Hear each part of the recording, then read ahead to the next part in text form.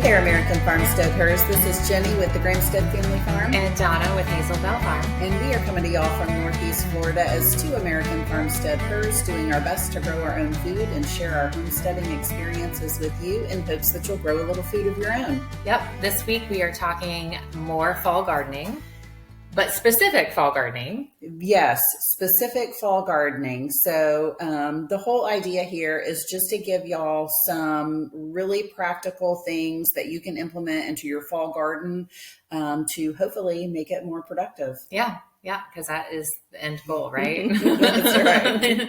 They say that's not the goal. Like, you're supposed to enjoy the process, but I mean, if you're not bringing fruit in, it doesn't feel successful, right? Right. So let's talk about how to make that happen. So we are at the end of August here, and we grow in zone, which doesn't really matter, but we grow in North Florida. It's zone 9A, right? 8B/9A. And really and truly what does matter is that our first estimated frost date is somewhere around the end of November. Yeah. Right? Yeah, mid to end. Mm-hmm.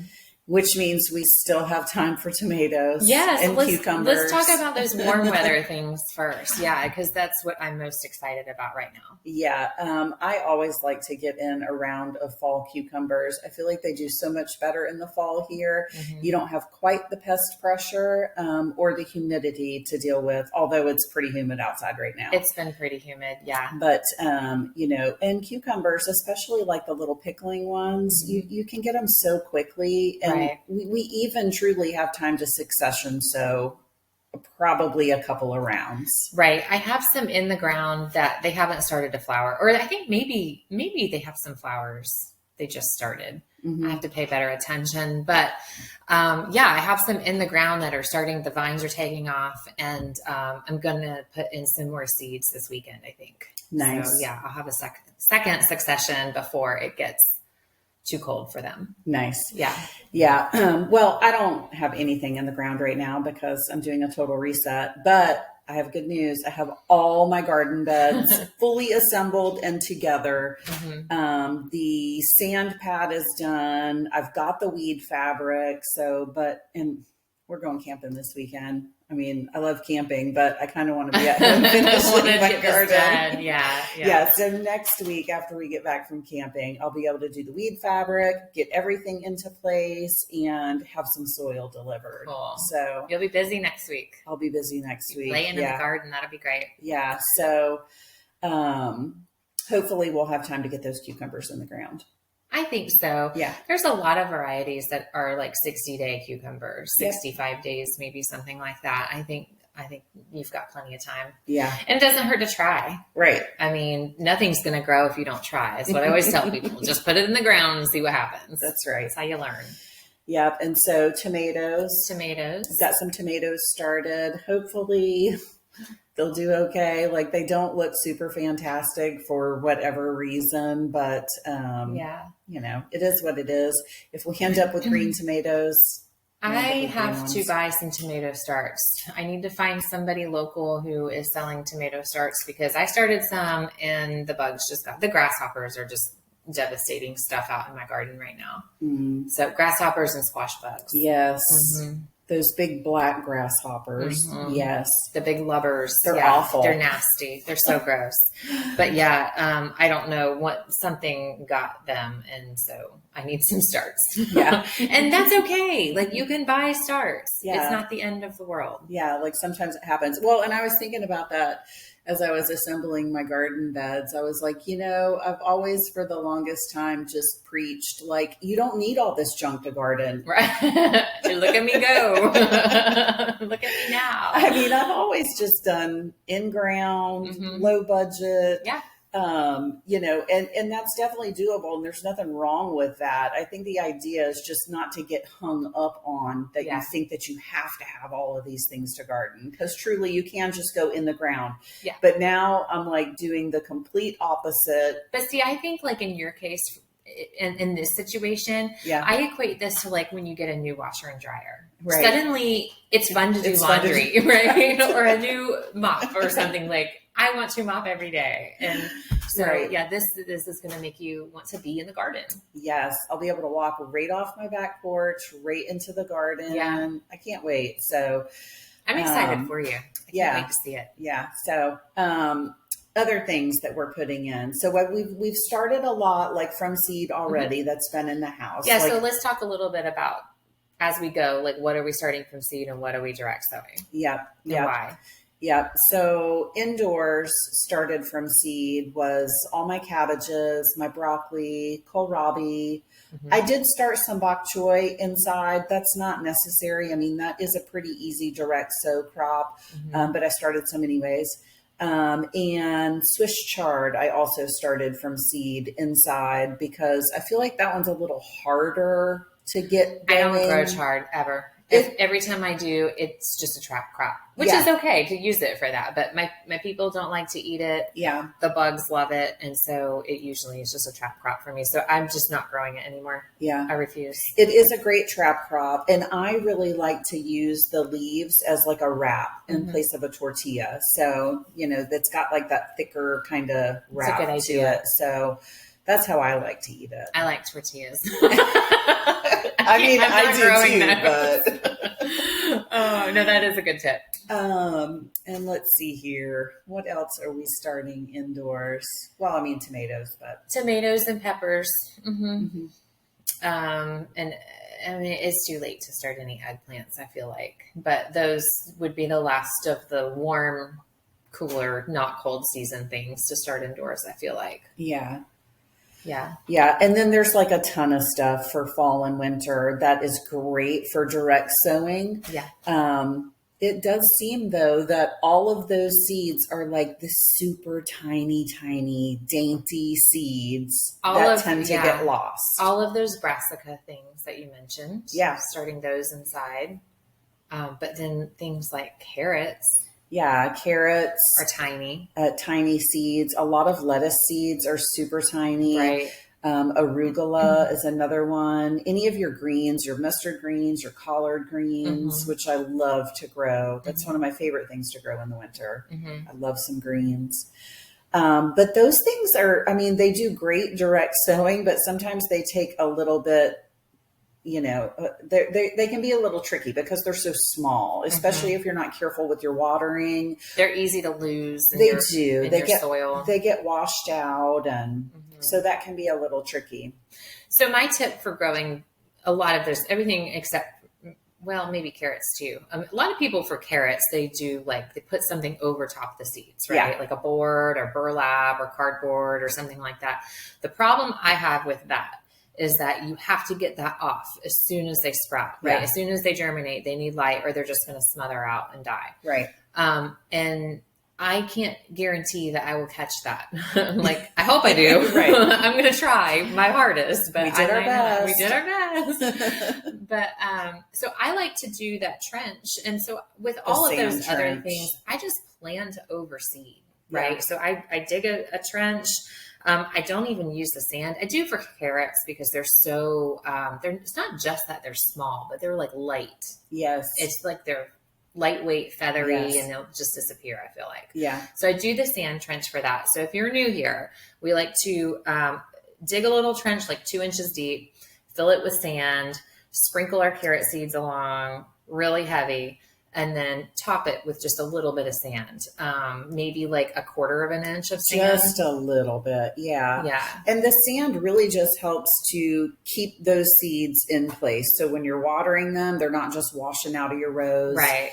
And going downhill. Right. So. And I have also found that sand, it just like packs them in place. Once you wet it and keep it, because you want to keep all of your seeds damp while they're germinating.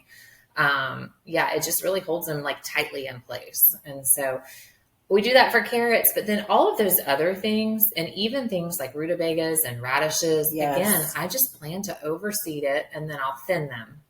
Hopefully I'll do it on time. I will thin them at some point, but yeah, I make my little trench. And so I'll have rows, very thickly seeded rows of radish or rutabagas or greens, spinaches, lettuces, that kind of thing. And then I'll go back, and a lot of those things I'll pull out. Some of them I'll just trim the tops off with a pair of precision tips. Right. And like carrots, you don't really want to pull those out because you don't want to disturb the root underneath.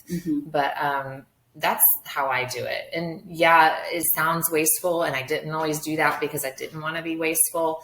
But what I have found is that I would just hold on to those seeds that I didn't plant. Right. And they're not getting planted And anyway. they're not doing anything. Right. They're just aging in the box. So plant them. Yeah. Yeah. Yeah. Now, see, me on the other hand, I'm really terrible at thinning. Like, I never get to it on time. It stunts their growth. And so what I started doing, especially with carrots in the beginning, when I was trying to learn how to seed carrots, I would go out and get at the seed store the seed tape that already has the seeds along the tape right there. Yeah. And so what I would do is I would do one row in seed tape and then come right alongside it and seed another row, just mimicking what that seed tape looks like in order to teach myself that correct spacing. So for me, it was good having a visual. And then I'm not having to go back and thin so much. That's a good idea. My problem with that is when seeds don't come up, and then you're left with spaces. Yeah. You know what I mean? And that really, that bothers me more than having to thin. Yeah. So, and thinning seems so harsh if you're new. Right. It's like, it's oh okay. My goodness. You have to do it. You have to do it. And when you do, I mean, it's going to allow that one plant that you're leaving to come to full fruition, where if it had a bunch of friends all around it, it's really just not going to grow. You're not going to get a good harvest off of it. It's always going to be tiny. So yeah, I like to do that. Especially I do the sand trench with all of those small seeds. Do you? Anything that's little, I sand trench it. Okay. That's a good idea. Yeah. It's an extra step, so I don't do it. It is. It's an extra step. But so is thinning, I guess, right? Right. Which extra step do you want? Yeah, it is an extra step, but I'm okay with that. And it also helps give me a visual on where I put seeds. Yeah, I like that. Because I'll forget. Yeah. So. Yeah. You have to, you use markers? No. I use markers. This year, girl. Why would I mark my plants? I started marking every single thing I put in. Except, okay, there's like 2 spots of peppers that I did not mark this year. Okay. That I think we got them, we went to a thing and I brought them home late, like after everything else was planted. Okay. And so now I'm like, what kind of peppers are these? One of them is a bell, and I'm wondering if there are more of those purple bells. Ooh. That I'm like, I don't know. Are they a green and they just haven't, and they're ready, or are they a purple and they haven't changed? And they haven't ripened. Yeah. So I'm trying to figure that out right now. There's 2 spots without markers, and it's driving me crazy. Other than that, I marked every single thing that I planted this year, and I have been so thankful. Nice. So much so that I ordered more markers. I am doing this. I am not giving up on this. I love it. Now, I don't mark my plants, but I do usually try to put my garden layout down on a piece of paper. Right. Yeah. So, I mean, that kind of, that kind of marks them. Yeah. Right. Yeah. Yeah. I have a plan usually, and I don't stick with the plan. So then I don't change it on paper. Right. So that's my problem. Yeah, I'm really going to try to stick to a plan this time with my new fancy raised beds. And I really think I really want to focus on the square foot gardening plan. Okay. To try to maximize my space. Yeah, that's a really good plan for raised beds in particular. Once you get them filled. Yeah. So it's so easy to overplant an empty bed, right? Because seeds take up literally no space. And even if you're putting transplants in, it's so hard. It's so hard. So having a guide to help you along with that is gonna be a good thing. So let's talk about square foot gardening. Yes.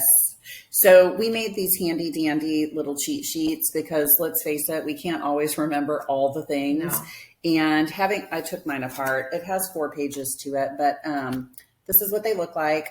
You can find them on our website, or you can also go to our website where you can search our blog posts and just put in either square foot gardening or companion planting. You can go to the blog post and you can just save the image even that way. So super easy to get. And it's free. It's free, right? Yeah. Yes. And so they're so handy. So we have a companion planting one and a square foot gardening one.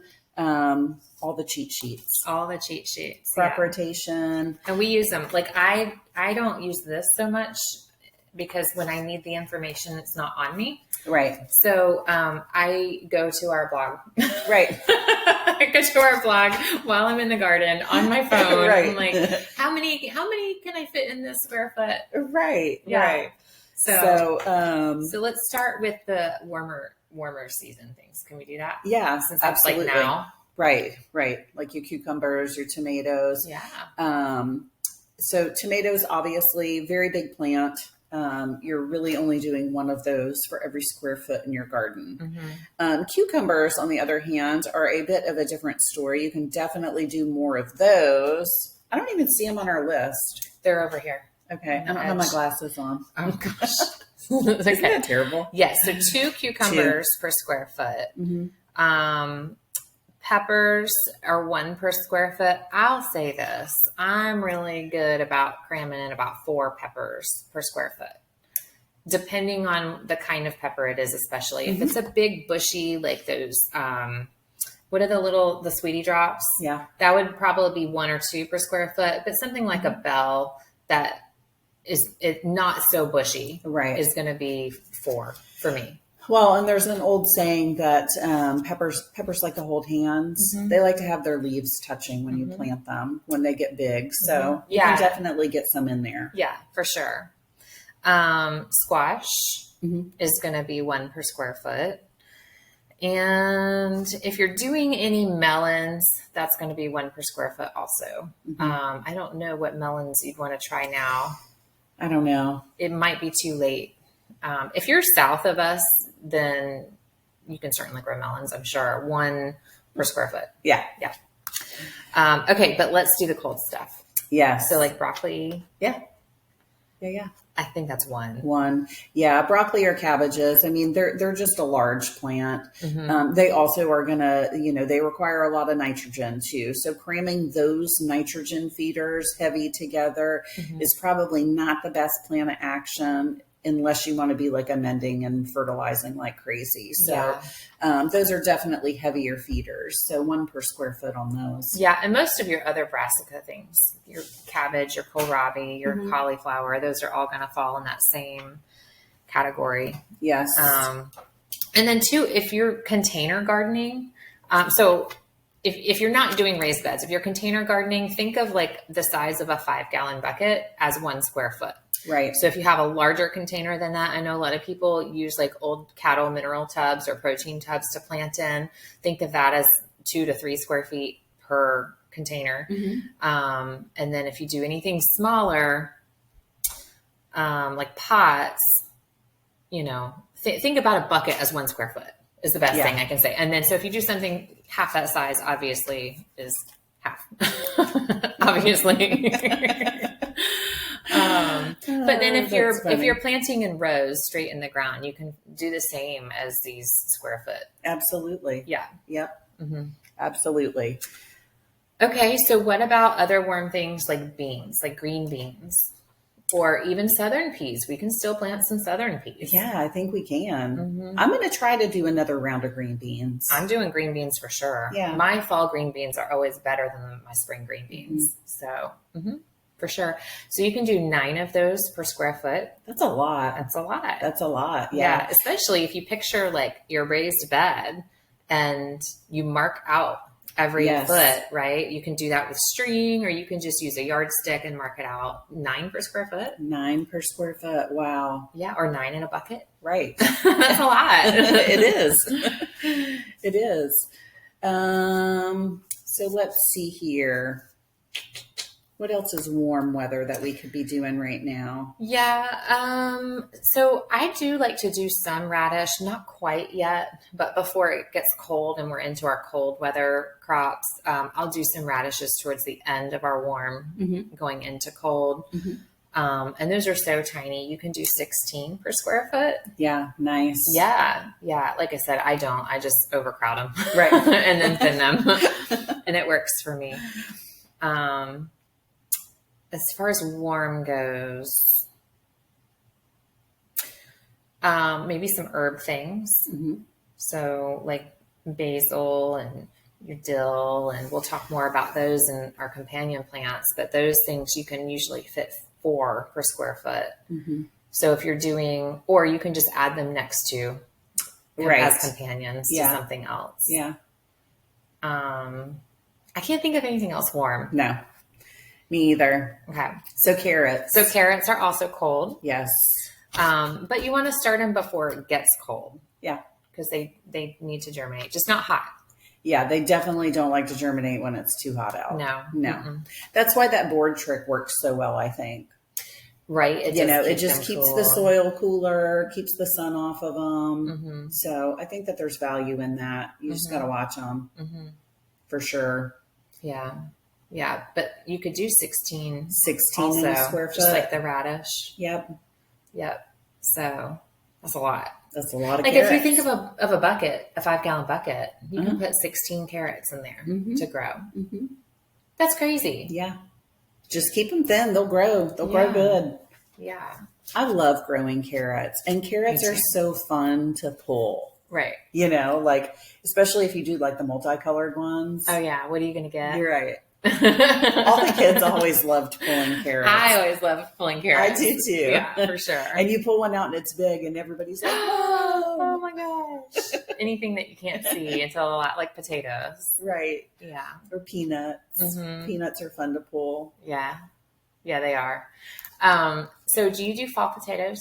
No, I'm not going to do fall potatoes. Okay. No, but I really think I want to go get a big bag of potatoes from the market there, the big 50-pound bag, and can a bunch of potatoes. Okay. I'm okay with not growing them. Yeah. Yeah. But we do like canned potatoes. I like my spring potatoes. I try every year to plant some fall potatoes, and I'll get some, but the yield is nothing like spring. So you think it's too hot? I don't know. I think it's the lower daylight hours. Okay. Like your plants know that the days are getting shorter, not necessarily even that it's lower. It's that they're not getting more every day. Like they know, right. they have a sense of it. And I think that has something to do with it. I think. Right. Who really knows? Who really knows? So, onions. Are we going to do onions this year? It's time. It's time. I tried to start some seeds that I would have starts to put in the ground for fall. And they came in a seed kit that has had multiple other seed problems. None of them germinated. None of them came up. So I need to order onions. Okay. We need to get an onion order together. Yeah. Yeah. If you aren't familiar with growing onions, so here where we are in the South, we grow them in the winter, over winter. So when our days are shorter, we grow short day onions. We really liked the Texas sweets. The Texas sweets. Yeah. And there was a Texas red, right? Yeah. Yeah. The reds don't get quite as big, but the sweets seem to be our proven variety that worked well for everybody. Everybody that grew them. Yeah. And so we order from Dixondale Farms, no affiliation or sponsorship at all. We just like them. They've been good every year. And they've got a great selection. So I really feel like, even if you're not in a super warm climate, they're still going to have something for you. So they've been great. Yeah, we usually put them in the ground around like the last of November into December would be the latest that you want them in the ground. And then we're harvesting around May. Does that sound right? Yes. Okay. It's not real fresh for me because I didn't do them this year. So yeah, but I think that's right. So they take a long time, but they're so worth it. I love having those onions. I love it. Yes. And so according to our square foot gardening cheat sheet, 9 per square foot, which I think is a little much. Well, you want you want to give them about 4 inches of space. Right. So when you put them in the ground, they're like pencil thin or smaller, right? It's easy to pack them in too tight. Yeah. So don't do that. Right. You want plenty of room to bulb. Right. Yes. Yes. You want plenty of room to bulb, and you want plenty of room. You want to keep them weeded so that they always have room. Mm-hmm. Also, onions have a hard time with weeds and grass pressure. Yep. 9 per square foot. That does seem like a lot. Doesn't it? It sounds like a lot. I think it's right though, because you wouldn't want to go more than 4 inches, because then there's just too much opportunity for weeds. Yeah. So that sounds right. Yep. 9 per square foot. Mm-hmm. We'll stick with that. Okay. One thing I want to try is elephant garlic. Oh yeah, I've heard that. Because garlic doesn't do well here. Mm-hmm. Traditional bulbing garlic, so we don't get cold enough. Yeah, I think it depends on the year. Mm-hmm. But yeah, elephant garlic is good. It just doesn't store. Like, you're not going to store it dry like you would your onions or other garlic. The one time that we grew a ton of elephant garlic, it was great. We all loved it. And I froze a lot of it, and I dehydrated a lot of it. Okay. And that worked well for us. Okay. So I'd also like to look into like oil packing, and just go ahead and mince it and then just pack it in oil and have that on the shelf. Would that work? You would have to dehydrate it first, I think, because all of the moisture content in the garlic might make the oil go rancid. Right. You might have to dry it first. Okay. And then pack it in the oil. Mm-hmm. Yeah. Okay. Yeah. Anything I can do to free up freezer space. I know. For and real. Keep stuff on the shelf instead is always my goal. Yeah. Mm-hmm. Yeah. So bok choy is another one that you can really pack in there. I like to grow bok choy. I really like it. Yeah. It's nice and crunchy. We like it some. My people don't like a lot of greens. I do. Mm-hmm. In fact, I was just thinking, I'm craving greens lately. Yeah. It's like, it must be that time of year. We know it. It's like salad season is coming. It is. I'm so excited. I like sauteed greens with eggs. Mm-hmm. And that's what I'm craving. So yeah. Bok choy is good for that. Tatsoi is another one that's real good. And tatsoi greens you can grow in like under 30 days. Yeah. Like, and they are really fast. They withstand the heat. They withstand the frost, the cold. They're great. I have some seeds. That'll be one of the things that I direct sow. Tatsoi. Mm-hmm. And it reseeds like crazy too. If you let it. Right. Yeah, it'll come back. Yeah. And you could probably fit, you can fit a bunch of tatsoi greens in a square foot. Yeah. They will get bigger and really spread width wise if given the opportunity. So I don't know, like, how many would you do? Like, would you do it like bok choy, or that grows more up though? Yeah. I would do a bunch per square foot for tatsoi greens, because when I grow them, I eat them young. Mm-hmm. So I'm not going to let them get super big. So would you do like 9, or would you do 4? I would probably say more 9. Okay. Mm-hmm. Again, it's I put them in a row. Right. Grow them in a row. Go back and fit them. I've even grown tatsoi greens just in like a regular pot in my kitchen windows. Mm-hmm. And I seeded them more like a microgreen. I just ate them really young. Yeah, so that's a good idea. Yeah. I like that. They grow so fast. What about arugula? I love arugula. Mm-hmm. I grow it every year. And for me, like, I really like arugula because you can grow it in the winter. You can grow it in the spring. Yeah. Even in the summer, like those arugula plants, that they will hang on. I don't care for it in the summer. It gets a little pungent for me. Yeah. But I do like it every other time of year. Mm-hmm. Yeah. In the summer, it's really good. If you get a super bad cold and you eat a bunch of raw arugula, that stuff will clear you out. I bet. Like I said, it's a little too pungent for me. No, it gets really strong in the summer. I'm in the sure. Heat. Yeah. Okay. So you have to like very intense pepper. Uh-huh. Yeah. Okay. So yeah, arugula gets huge. It does. It gets huge. So if you're not cutting it on a very, very regular basis, I would say 1 per square foot. Uh-huh. Uh-huh. Yeah, But and you can direct sow that too. yeah, Or start it in pots if you want. Like you can start almost anything in pots, but yeah, that's an easy direct sow. yeah. Yeah, if I am overrun with arugula, that seems to be the thing that will overrun me. I'll just keep cutting it and throwing it to my chickens. The chickens love it. It's a green that they can take. Yeah, they love it. Spinach is another one. You can fit a lot of spinach into a square foot, 9 per square foot on spinach. What kind of spinach do you like to grow? Well, is that one? I've grown Galilee spinach before. That is more of a warmer weather spinach, I believe. I've only grown it once. Well, it's good for us to have those that tolerate the heat a little bit because we can still hit 80 through our winter, right? Easy. Yeah. I mean, we'll have Christmases that it's 85, 90 degrees even. Yeah. Like it stays warm. Yeah. So, and then it freezes and it's 20 degrees. The next day, right. Yeah. Florida winter is different. Yeah. I like having varieties that can withstand the heat also. Yeah, I mean, a heat-loving spinach, Egyptian spinach, that stuff grows like crazy. It has a little bit of a different flavor than like regular spinach, but it's good. It's spinachy though. Yeah. And the seed pods on the Egyptian spinach, they look like little baby okras. They look like miniature okras, and you can pickle them. What? That's yummy. Okay. Good little tangy snack. That sounds good. Go ahead.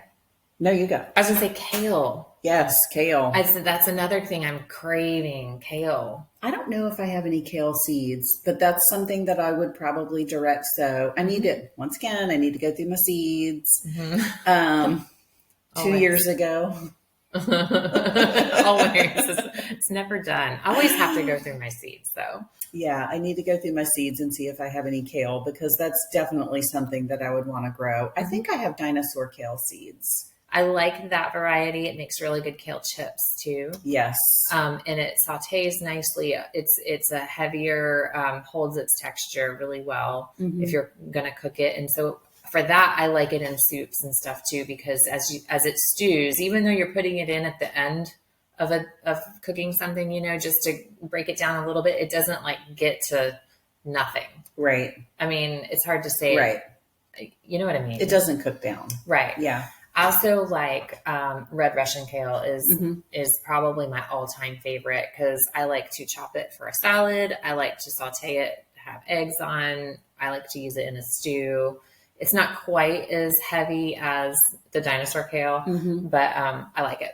Yeah. And both of those will last well into the warm season also. Absolutely. I mean, those plants, okay, one, they get huge. So 1 per square foot. Yeah. But you can cut a lot. They love to be cut. I love things that love to be cut and then they grow more. It's like they appreciate it so much. Yeah. Yeah. So that's one of those things. Okay. Loves to be cut, but 1 per square foot for sure. What were you going to say?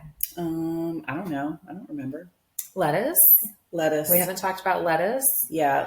I like to grow butter crunch and I like a romaine and I'll do both. I'll do more for like baby lettuce, cut them as baby greens. But both of those will also head up nicely in our cold. Yeah. The Paris Island romaine is a good variety here. That's done really well for both of us the last couple of years. So I've got some of those that'll get direct sown, and actually those will get direct sown kind of right underneath my broccoli. Okay. They love the shade of the broccoli. They also love the shade of any collard greens or mustard greens. I mean, lettuce just kind of appreciates a little shade in Florida. Yeah. So in the years past, that's what I've done. They like to be buddies with the brassicas. So let's talk a little bit about companions too. Okay. Because we're going long. Right. So we better get to it. Yeah. So I like to use herbs as companions for sure. There are some different fruiting plants that you can put together as companions, but usually I just keep those things separated, and then I use my herbs and flowers as my companions. So things like dill really appreciate the cooler months. And I am all about putting dill everywhere. We really can't grow it in the heat of summer here. And so we're kind of missing it, which really stinks for us because you can't grow dill at the same time as your pickle season, right? Here's your cucumber season for your pickles. I grow dill with my cucumbers every year. Well, I do for the very beginning. It's the very beginning. Yeah. They don't flower really fast. They don't go into summer. Right. No. They don't go into summer. No, that's what I mean. So a lot of times, I'm getting my dill long before I'm getting cucumbers. And then I can get them together for a little bit, but then it's done. They flower so quickly.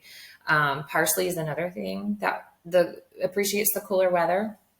So I like to put that out in late fall. Okay. I don't think I've ever grown parsley. We go through a lot of parsley. Do you? Well, I use it in gravies a lot, and then I also use it in our ranch seasoning that we make. Right. So nice. And it takes a lot when it's dried. So nice. I don't ever use it fresh though. I should in my. What about in a salad? Yeah, I'll put it in a salad. Yeah. I like to add any kind of herbs in a salad. Makes it good. Yeah. I love that. Yeah. Cilantro is another one that does well in our cooler weather. Again, we're not growing cilantro and tomatoes together. What is up? It's not fair. But yeah, so we're coming up on cilantro season and I'm happy for that. Right. But this is the one time a year that we can get away with growing tomatoes and carrots together. Yes. Yeah. So I guess the thing that you really want to keep in mind when you're thinking about companion planting is even if you're doing fruiting things or herbs, you just want to pair things up that are utilizing different things from the soil or different layers of the soil. For brassicas, carrots are a companion plant because your brassicas are going to be really heavy on the nitrogen, whereas carrots, they don't require a whole lot of nitrogen. They're going to use more of your phosphorus and your potassium for root growth. And they're utilizing different things out of the soil, so they work well together. That makes sense. So anytime you're companion planting, that's just kind of something that you want to keep in mind. Utilizing different layers of the soil. Okay. Things that have really deep roots are going to be paired really well with things that have a really shallow root system. Like your lettuces are shallow, so they do well with the brassicas. Right. Even though those are both using nitrogen. They're pulling it from different layers of the soil. Yeah, and I also think it's important to say that you can do that if your soil is quality soil or you're feeding your soil well. Yeah. Right. Yeah. So, see, I like to be a rule breaker in this area. So as soon as they say, don't do that, I'm going to try it. So, yeah. I mean, cause why not? Why not? I mean, at worst it won't work. Right. I was going to look and see, I know this is my Clyde's garden planner. Oh, the light might mess this up. It's a handy little thing. It's a handy thing. You can grab it from our website. They're cheap and so great. And he actually has some companions on here also. So I was going to look at that while you're looking at yours. Yeah. So companions for carrots are green beans, brassicas, tomatoes, lettuce, peppers, onions, and radish. Okay. I can't find carrots on here. They're tiny. Okay. He also says peas and I think everything else you already said. Okay. And then what? So that would be sweet peas. Yes. I always grow sweet peas and carrots together because it's a legume. Okay. Go ahead. Sorry. What about? No, that's okay. So more companions for brassicas because I think a lot of people grow a lot of brassicas this time of year. Okay, so what you got on there? For cauliflower, he says bush beans, that's not going to be for us because we're Florida and Florida is different. We're North Florida and North Florida is different. You going to grow bush beans at the same time as cauliflower? You could. I don't know how. I mean, they won't be ready at the same time, I guess. They're not going to be ready at the same time, no. Spinach, onions, beets, and potatoes. Okay. Okay. Okay. Broccoli is another brassica, and he says all the same things. All the same things. It makes sense. Yeah. Okay. Makes perfect sense. And same for cabbage. Right. Go ahead. Probably the same for kohlrabi. Yeah, I would think so. For lettuce, for leaf lettuce, he says onions, carrots, bush beans, peas, spinach, and radish. I wonder if there's anything different that needs something different.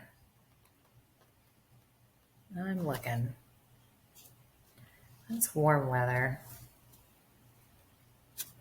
Yeah, some of the companion plants really cross the right, like the corn season and barrier. okra. Corn and okra is not happening for me. No, not going to happen. Beets, like onions. Do you grow beets?